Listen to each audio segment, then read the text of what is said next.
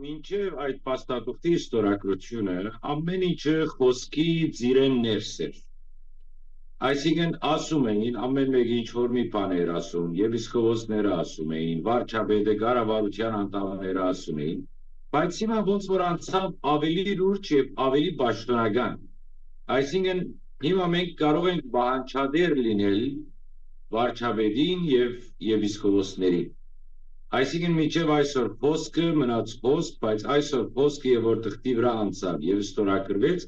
ուրեմն իրենք պատասխանատու են մեր առջեւ եւ իրենք բարդավոր են այդ փաստաթղթի մեջ գրվածները իրականացնել իքին ամեն ինչի։ Որովհետեւ չի կարելի սա այսպես շարունակել, ուղղակի եկեղեցի պատարակ գնալ, մեկ ելույթներ ունենալ, վարգապեկել, կամ քննադատել, կամ բացահայտումներ անել։ Այդ ժամանակաշրջանը ինձ թվում է այլևս գնաց, այդ չի վերադառնալու։ Հիմա այս փաստաթղթի ստորագրությամբ պետք է վարչապետը եւ եպիսկոպոսած դասը եւ նոր միացող հոգեվարականները խոսքը վերածեն գործի։ Մենք բոլորս գիտենք, որ Գդրիչ Ներսիսյանը այնտեղ բռնազավթել է այդ աթորը եւ մայր աթորը գրավի դակ է դրած։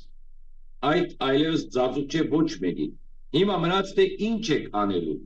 Պետք ունեիք, որ դուք դել ստորագրեք, այդ ծեր ծրագիրը կամ ճանապարհային քարտեզը թուղթի վերածեք եւ դա մեզ դակ, դա էլ մեզ դվեցիք, շնորհակալ ենք ձեզանից։ Հիմա մենք ձեզանից սպասում ենք, որ դուք գործնական վճռական քայլեր առնեք եւ դա չի կարող շաբաթներ քաշել կամ ամիսներ քաշել։ Սպասում ենք եւ տեսնենք այս գրավոր որոշման հետևանքները ինչ լինեն։